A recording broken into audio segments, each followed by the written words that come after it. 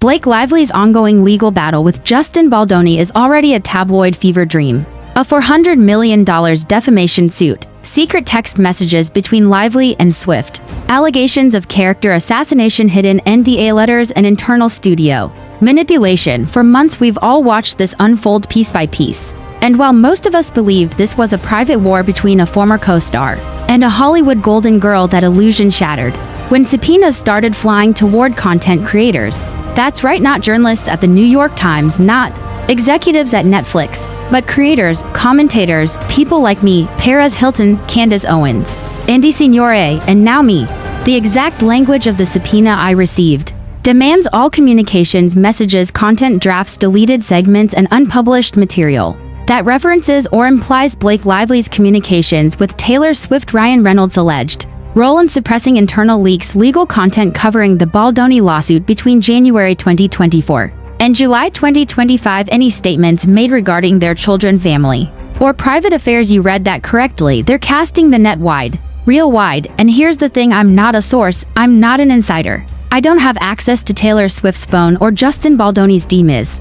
But apparently the fact that I've put together a timeline, connected dots, and raised questions has been enough to flag me as a threat. Let's talk about intent, because subpoenas aren't just about evidence, they're about power. When you subpoena creators, you're doing something very specific. You're trying to scare them into silence. You're hoping they'll delete videos, lock down social media, or better yet, stop covering the story entirely. And from a PR standpoint, it's a genius move. Because while mainstream outlets may tread carefully, creators don't. We speak fast, we ask the real questions. We aren't tied down by elite management teams or corporate partnerships. And that independence, that freedom, it's dangerous to people who have everything to lose. Let me be clear, I haven't broken any laws. Everything I've covered was publicly available or shared by reputable sources. But in this upside-down version of Hollywood, where power and secrecy reign supreme, truth itself becomes a liability. Ryan Reynolds, Deadpool himself, the sarcastic, lovable, seemingly unbothered Hollywood superstar. But behind the scenes, sources have described a far more calculating version of Reynolds, one who reportedly coordinated with PR firms to plug the leaks and allegedly pushed for a scorched earth strategy against Baldoni. Multiple insiders say Reynolds has been furious about what's being said online, that he views the coverage as a smear against Blake's image, their brand, and even their children. There are rumors he personally met with legal advisors to identify problem creators and ensure that subpoenas would be sent strategically to those they believe are influencing public opinion. I didn't expect to be one of them, but here we are. Within hours of posting that I'd received a subpoena, my DMs exploded. Some were supportive, some were terrifying. I had other creators privately message me that they were pulling down videos. Others confessed they were never going to touch the Lively Baldoni case again. One even said they got a call from a manager at a multi-channel network, advising them to pivot content direction immediately. Let me tell you what that is chilling. Affect the subtle art of censorship via intimidation. When celebrities or corporations use legal means to silence commentary, it doesn't just affect the person being targeted, it echoes across the entire platform. It makes creators question everything. Should I post this? Should I say that? Will I be next? And the more creators back off, the easier it becomes for a carefully crafted narrative to dominate. That's the real danger. If you think this is just about one subpoena, you're missing the bigger picture.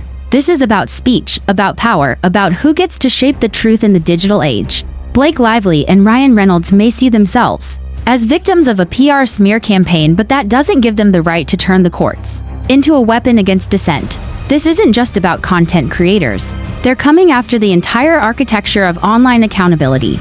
And I won't lie to you, I'm nervous. There's nothing glamorous about being subpoenaed. It means legal fees, it means court appearances, it means stress. It means the possibility that something I said, even in jest, even satirically, could be misinterpreted, isolated, and used to paint me as part of some grand conspiracy. But I'm also not backing down. Because if we let this happen quietly without pushing back, then what happens when the next celebrity wants to hide behind legal jargon? What happens when a studio executive wants to bury a real story? What happens when the truth becomes too inconvenient to speak? This is bigger than me, and I think they know that too. The moment I posted that I'd been subpoenaed, the temperature online shifted.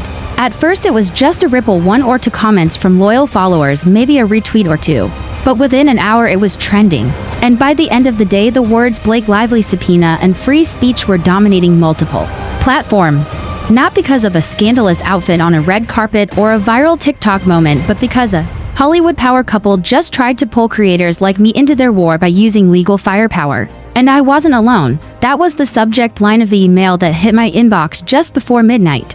It was from a creator I've never met in real life but have spoken to over DMs. Someone who covers celebrity culture, Hollywood secrets, and media manipulation. Their channel isn't huge, but it's respected, balanced, fair. They got served the same day I did, then another email, then a third. Within 24 hours, at least 8 different content creators across YouTube, TikTok, and Substack had reached out with identical stories. Some were being forced to hand over emails. Others were being asked to appear at depositions. One was even asked to disclose unpublished drafts of content they never even released. It was clear this wasn't an accident, it was a coordinated legal sweep. And it wasn't about justice. It was about control. So what exactly triggered all of this? Let's rewind the clock. In early May, I posted a 12-minute video breaking down a timeline of events that allegedly tied together the initial filing of Justin Baldoni's defamation suit against Blake Lively, public silence from Taylor Swift after being named in connection to leaked texts, and uptick in cease and desist letters sent to creators, a suspicious drop in coverage from major entertainment outlets like Variety and People, a viral Reddit thread accusing Reynolds of backing a covert media monitoring team that flagged online criticism in real time. I never claimed any of it was definitive. I framed it as commentary based on public information and speculation clearly marked as such. But apparently that was enough. The subpoena referenced 3 pieces of content, specifically 1, Taylor's texts. The smoking gun. Blake doesn't want you to see a speculative deep dive into the alleged messages between Lively and Swift. 2, Reynolds' PR army exposed a breakdown of internet rumors about Ryan's alleged involvement in a covert cleanup campaign. 3, a Twitter thread where I questioned why multiple news outlets simultaneously stopped covering the Baldoni case after a mysterious change in legal posture by Lively's attorneys. In other words, commentary, analysis, public reaction. But apparently that's now grounds for legal action if you're on the wrong side of the Hollywood PR machine. I needed clarity fast. So I called a media attorney I trust, someone who's worked on First Amendment issues and digital rights cases. I sent over the subpoena, waited through the stunned silence on the other end of the line, and finally heard these words: "This isn't about winning. It's about scaring you."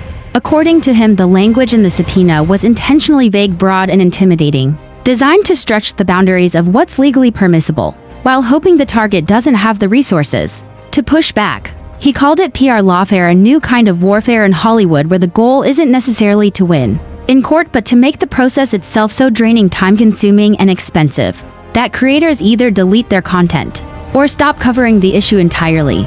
The real message behind the subpoena wasn't "you broke the law," it was "you're making us look bad, and we want you to stop." But here's the kicker: it backfired. As word spread that creators were being targeted, the public didn't retreat into silence. They erupted. Within hours, creators across the internet began posting their own versions of protest TikTokers, using the hashtag Subpoena Squad to mock the intimidation tactic.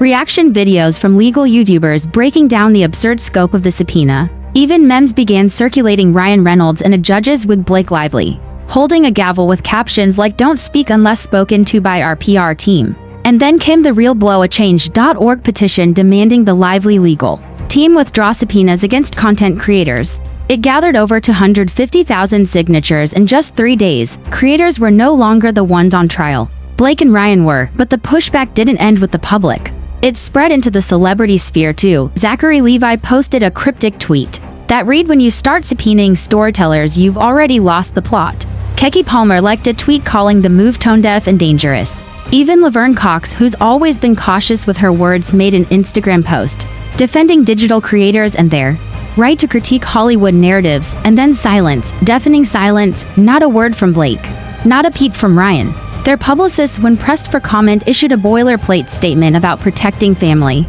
and reputations from targeted misinformation. But by then the damage was done. The Streisand effect was in full swing. Their attempt to shut us down only brought more eyes to the story. That's the question I keep getting asked. Friends, followers, even journalists have reached out asking, "Are you going to fight it? Will you lawyer up? Will you back down?" And my answer is complicated, because the truth is I'm just a person. I don't have a legal team on retainer. I don't have millions to burn. A drawn-out court battle could be devastating financially and emotionally, and that's what they're counting on. But I'm not going to disappear either. I may have to make some content private for now, I may have to get legal representation, but I will not be silenced, and I will absolutely keep talking about this process. If they want everything out in the open, fine, let's put it all in the open, because I have nothing to hide. Can they say the same? What's happening here is a warning shot, not just to me, not just to creators, but to the entire digital media landscape. If celebrities and billionaires can use subpoenas to chill commentary and reporting, what happens next? What happens when a political figure does it? What happens when a major studio wants to bury a scandal? What happens when you, the viewer, are no longer allowed to even ask questions about people in power? This isn't just about gossip. This is about transparency, accountability, the right to question public narratives and hold public figures to the same standards as everyone else. This is about freedom, and that fight, that's one I'm willing to join, even if I have to face its subpoena in hand. There's a phrase I keep hearing now, whispered in DMs passed between creators who suddenly feel like they're in a digital war room. They're following the playbook. It's not paranoia, it's not exaggeration, it's a pattern, and once you see it, once you really see it, it becomes impossible to unsee. Because this isn't the first time celebrities with something to lose have tried to weaponize the legal system against the very people who are holding up the mirror. It's just the first time Blake Lively and Ryan Reynolds have been reckless enough to go after the wrong people, and the public finally noticed. Here's how the system works when it's firing on all cylinders. 1. Stage 1. Deny everything. Claim it's fabricated, blame anonymous sources, and demand retractions. 2. Stage 2. Distract, release a glowing family Instagram post, drop a new brand collab, flood the algorithm with wholesome press coverage. 3. Stage 3. Suppress. Have lawyers issue cease and desist letters to small publications and creators. Threaten legal action but keep it vague. For Stage 4. Subpoena, when the story refuses to de-escalate, send formal subpoenas. Force creators to expend money and resources, send a message. 5. Stage 5. Spin, reframe the situation as defamation, harassment, or misinformation. Paint yourself as the victim. Let mainstream media take the bait. And that's exactly where we are now, stuck between Stage 4 and Stage 5. We're not dealing with legal clarity. We're dealing with legal choreography. Every move they make isn't about justice, it's about optics. What surprised me most in the days following my subpoena wasn't how many people reached out to me. It was what they said. One creator with over 3 million followers told me they'd been quietly warned not to say anything about the Blake, just in case, if they wanted to stay brand friendly. Another sent screenshots of a DM exchange they had with someone who claimed to be a Hollywood crisis consultant offering guidance on how to handle the Lively situation. A DM they received before their video had even gone live. And one creator, a friend of a friend, confided something chilling. They're building a list. You're on it, we all are. That was before their own subpoena arrived. I've since spoken to over a dozen creators who are either being monitored, threatened, or actively subpoenaed. Some are complying, some are lawyering up, a few are terrified, but none of them are giving up. If anything, this has ignited a kind of digital resistance, not just against celebrity power, but against the entire Hollywood system that keeps rewriting the rules to protect its own. Here's the thing that still shocks people: Ryan Reynolds isn't just passively supporting Blake Lively through this, he's actively engaged. And if rumors are true, he's driving a major part of the strategy.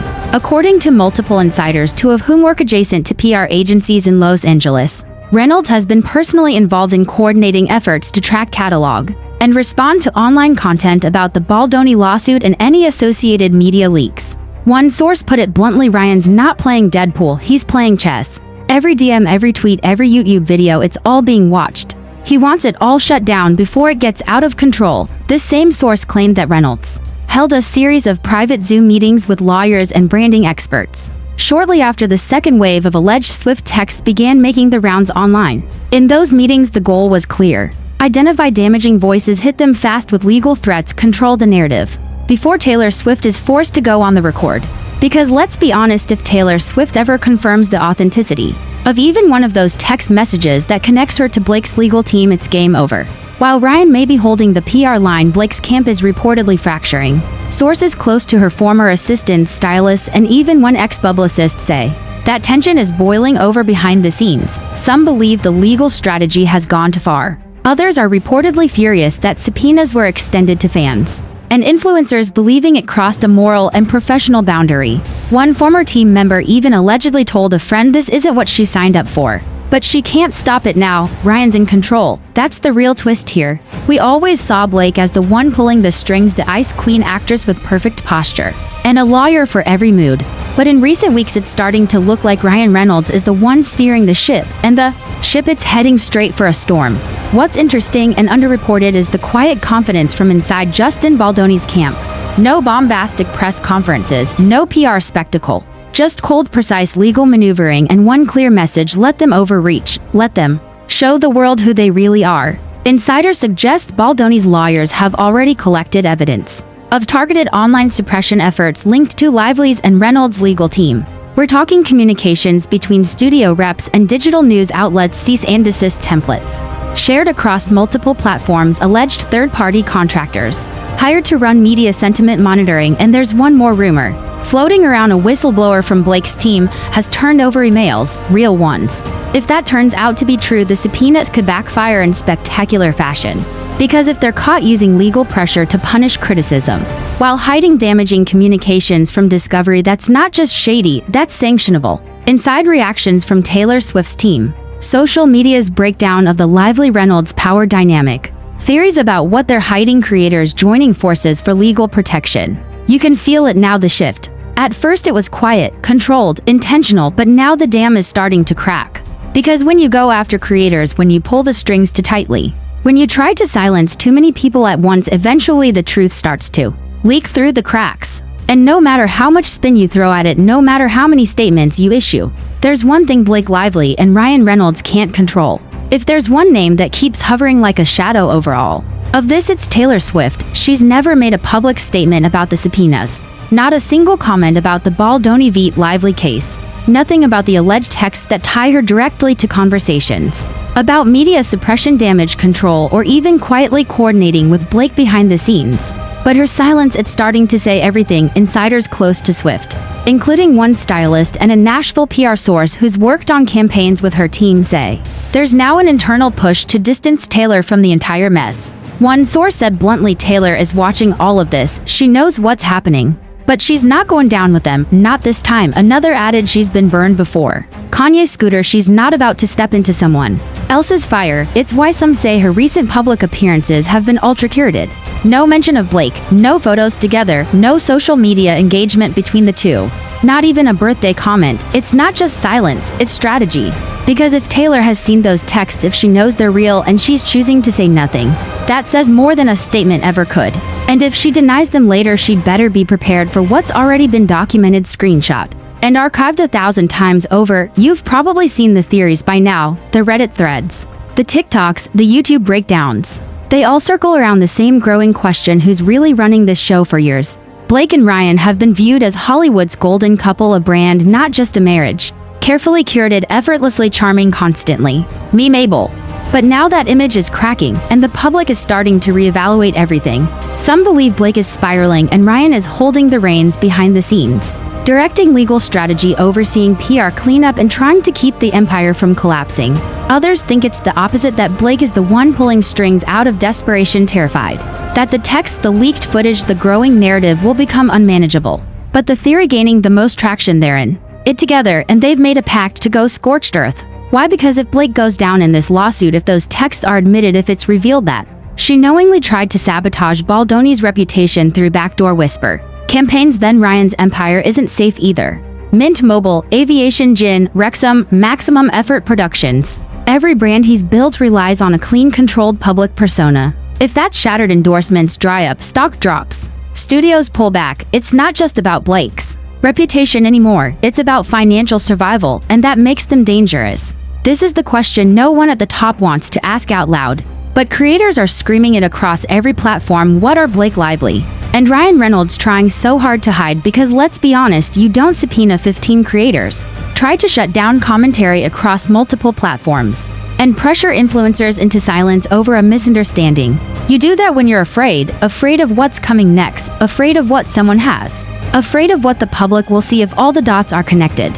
So here are the leading theories, the ones being whispered behind closed doors and shouted online. 1. The Taylor Swift texts are real, and if they're ever authenticated, they could prove that Blake coordinated with Swift to influence public perception during a critical phase of the lawsuit. 2. Reynolds funded or coordinated a covert PR cleanup. There's chatter of third-party sentiment managers being paid to monitor creators and flag posts for legal review. If this is true and traceable, that's a scandal. 3. Suppression of evidence. Rumors say Baldoni's team has subpoenaed documents that Blake's team is desperately trying to bury, including one alleged internal memo from her legal consultants discussing tactics for media suppression and content flagging for witness tampering or pressure. A few creators claimed they were warned off the case before receiving subpoenas. And if any of that can be linked back to Lively's or Reynolds' team, that's not just bad PR. That's criminal territory. This is why people are scared. This is why content is disappearing. This is why creators are now lawyering up like they're facing off with the government.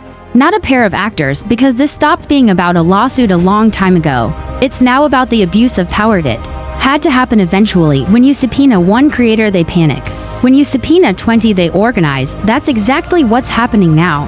Behind the scenes, several creators, including some you know and some who haven't even gone public, yet are teaming up to launch a legal defense collective. The goal: pool resources for shared legal counsel, file joint motions to limit or quash the subpoenas, create a formal alliance to protect the rights of digital media personalities from overreach by high-powered legal teams. And they're not alone. Several digital rights organizations have reached out privately, offering amicus support. At least one prominent law firm known for defending journalists and whistleblowers is now considering taking the case pro bono. One attorney said, "This isn't just about YouTubers, it's about speech. If they win this, it sets a terrifying precedent for every content creator with an opinion and an audience." There's even talk of congressional interest, especially given recent debates over creator rights, misinformation law, and the intersection of celebrity influence and judicial overreach. Yes, it's getting that big. Because this story, it stopped being about Blake and Ryan the moment they tried to make it about us. And we're not backing down. So where does this leave us for parts in? Thousands of voices rising, a legal battle morphing into a cultural moment. There's a moment in every storm where the sky goes quiet, not because it's over, but because the worst part hasn't hit yet. And in this saga, that silence is the sound of something much, much bigger, forming just beyond the headlines. Because while Blake Lively and Ryan Reynolds try to tighten their grip through legal threats and PR manipulation, there's something slipping through the cracks. They never expected the truth. And now insiders are beginning to speak. It started with a private message, no name, no photo, no direct email address. Just a burner account with a single sentence: "They're lying. I can prove it. At first I didn't take it seriously. People talk. Trolls show up every day pretending to be insiders." But something about this message felt different, specific, sharp, deliberate. And when I responded with a cautious, "What do you mean?" the floodgates opened. Over the course of a week, this anonymous source, someone who claimed to work for a PR firm, ALLEGEDLY subcontracted by Reynolds' team, began leaking snippets of internal strategy memos, invoices, and even lists of monitored creators. That's right, a list. A literal spreadsheet of digital creators, YouTubers, TikTokers, Substack writers, all tagged with notes like high engagement, negative tone, potential influencer, suppress if necessary, fan account turned hostile, track for defamation, lawsuit, and there in the middle of the list was my name. I wasn't shocked, not entirely, but seeing it black and white documented, that changed everything. The whistleblowers' messages revealed something else, something a lot of us suspected, but now had real cause to believe.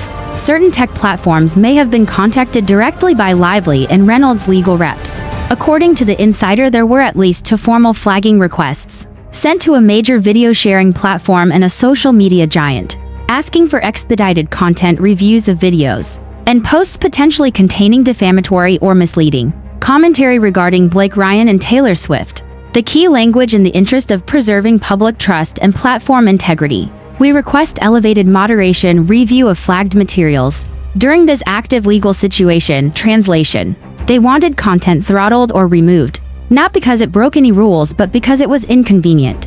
Creators who never received copyright strikes or community guideline violations began noticing strange patterns: sudden drops in video reach, ineligible for monetization flags, without explanation, entire posts vanishing from search results. And when we cross-referenced those accounts with the leaked PR spreadsheet, they lined up. If that doesn't terrify you, it should, because it means this isn't just about legal suppression. It's about algorithmic erasure. They're not just trying to win in court. They're trying to erase the opposition before the court even hears it. What started as a niche celebrity feud has now caught the attention of free speech advocates in Washington. Earlier this week, a bipartisan group of lawmakers began asking quiet questions, not just about Lively and Reynolds, but about the precedent their tactics could set. One congressional staffer, speaking anonymously, confirmed to me there are concerns about the use of civil subpoenas to suppress digital commentary. It's on our radar, especially given the implications for platform liability and creator rights. There's even talk very early, very tentative of holding hearings about celebrity influence on platform moderation, because when celebrities have the power to flag creators directly through backdoor communication with tech companies, that's not just a PR strategy. That's censorship by proxy, and it violates every principle we've built the modern internet on. I've spoken to over a dozen creators who've been pulled into this mess, either subpoenaed, threatened, or quietly shadow banned, and while many are fighting back with lawyers, confidence, and content, others aren't. One creator with a mid-sized YouTube channel broke down during a voice call. "I don't even know what I said that pissed them off. I'm scared to post anything. I'm scared to open my email." Another confided that they'd stopped sleeping, that their income had tanked, that they felt like they were being punished for telling the truth. This is what Lively and Reynolds have done. This is the cost of their silence, war, the emotional wreckage left in the wake of subpoenas and suppression campaigns. Because behind every viral video is a person. Behind every thread is a creator trying to do what mainstream media won't ask: uncomfortable questions. And when you go after them with the full force of your celebrity status, your wealth, and your legal connections, you're not protecting your brand, you're declaring war on speech. I won't lie. There were moments I almost deleted everything: videos, posts, scripts, the whole archive. Because when you're staring down a legal document with your name on it, when people with actual publicists and studios behind them are throwing lawyers at you, it doesn't matter how right you are, you feel small, you feel disposable. But then I remember what this fight is really about, what this moment actually means. And I think about every viewer who messaged me saying don't stop. Every creator who whispered me to. I think about truth and fear, and how easily fear can swallow the truth if no one stands up. And I realize I'm not deleting anything. The war has gone public at this point. The gloves are off. Creators are organizing. The press is circling. Even casual fans of Reynolds and Lively are starting to ask hard questions. And the headlines aren't working anymore. No one's buying the perfect couple narrative. No one believes the silence is noble. And every day they let these subpoenas hang in the air without explanation. Every day they push creators further into fear. They're building a legacy they can't PR their way out of. Because this isn't a scandal anymore. It's a movement, and it's only getting louder. The secret deposition list. Over the past week, there's been a lot of chatter, quiet leaks. From legal aids, messages between lawyers, even DMs. From people who've seen redacted filings, and the buzz is this: there's a deposition list. An unofficial one. One that's been circulated among a small circle of attorneys working with or adjacent to Blake and Ryan's legal team. What's reportedly on that list? 6 digital creators, 2 of them named publicly already, 1 tech consultant known for advising social platforms on high-risk moderation to media analysts, 1 entertainment lawyer with ties to Justin Baldoni and allegedly a former member of Blake Lively's personal team. You heard that right. It seems they're planning to call witnesses to not only defend their narrative, but to test the reach of the people who've been speaking out, to drag those creators into legal proceedings and force them to answer for what they've said, what they know, who they talked to, and how far this has really gone. But here's the twist: if even one of those creators shows up with receipts, with text messages, emails, or internal communications, then the deposition process might turn into discovery for the other side. That's the danger of playing legal hardball. Once you open the door, you don't control what walks through it. Talent agencies in panic mode. It's not just creators who are sweating right now. Hollywood talent agencies are in absolute meltdown.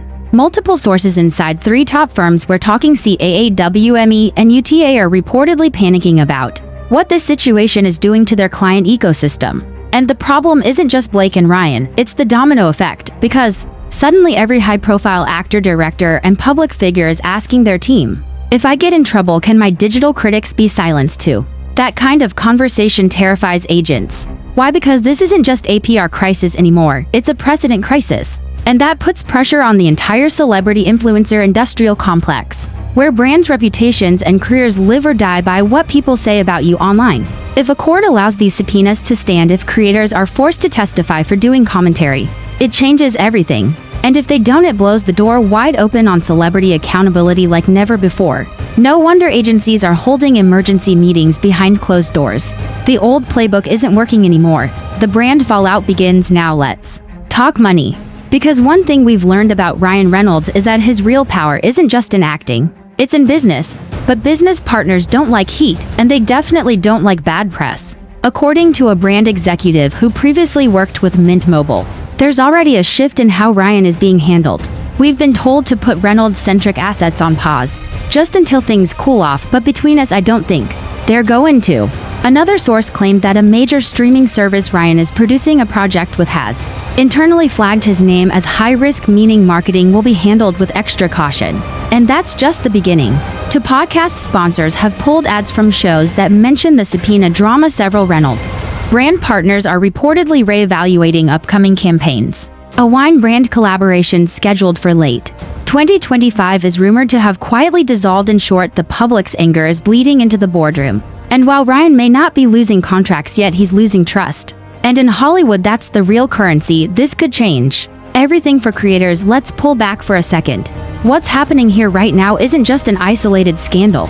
It's the first real test case of how far a celebrity can push legal boundaries to silence criticism in the internet era. If they win, if subpoenas are allowed to stand, if creators are forced into courtrooms for speculating on public figures, if algorithms are weaponized against commentary, then the message is clear: speak too loudly, and you'll be punished. But if we fight back and win, then everything changes. Because suddenly creators would have legal precedent protecting their work, as commentary platforms would be forced to establish better protections for journalists and analysts. Celebrity PR teams would have to think twice before dropping subpoenas like candy. In other words, the internet would grow teeth. And that's exactly what some of these Hollywood insiders are afraid of. Because right now they're not afraid of creators. They're afraid of what will prove if they put us under oath. The stakes have never been higher, so where are we now? Here's what we know: Blake Lively and Ryan Reynolds are pushing hard to control the narrative. Creators are banding together to push back harder. Brands are watching. Washington is watching. And every new leak brings us closer to the one revelation that could tear this wide open. This isn't just a legal case anymore.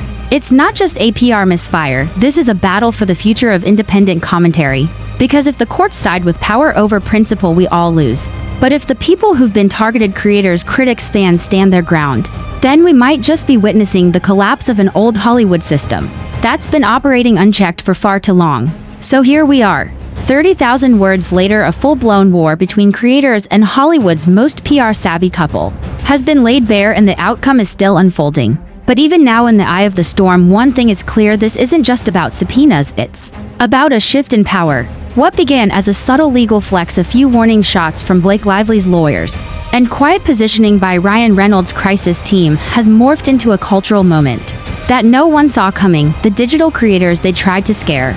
We didn't disappear. We got louder, we got smarter, we organized. And in the process, we pulled back the curtain on a system that has gone unchecked for far too long. A system where celebrities can coordinate with law firms and PR agencies to hunt down criticism and silence dissent. A system where platforms bend the knee to protect ad dollars instead of integrity. A system where the truth becomes collateral damage, not because it's wrong, but because it's inconvenient. But the thing about power is that once people realize they have it, they stop asking for permission. And that's exactly what we're seeing now. Creators who were once terrified to speak are holding press conferences, retaining legal teams, and building alliances. Digital media platforms are facing real pressure to clarify where they stand on algorithmic censorship. Politicians are paying attention, journalists are watching, and more whistleblowers are stepping out of the shadows every day. Meanwhile, Blake and Ryan, once seen as untouchable, are now the poster couple for everything that's wrong with celebrity privilege. In the age of digital accountability, their silence has become its own kind of confession. Their overreach has become evidence. Their attempts to shut us up have backfired spectacularly. Because here's what they forgot: we are not just users, we are the press, we are the record, we are the new media. And no amount of money, lawyering, or curated Instagram posts can stop the truth once it starts to move. So to everyone out there still scared to speak, don't be. You're not alone. We've already turned this moment into a movement, and they can't subpoena all of us, not when the internet is awake, not when the tide has already turned.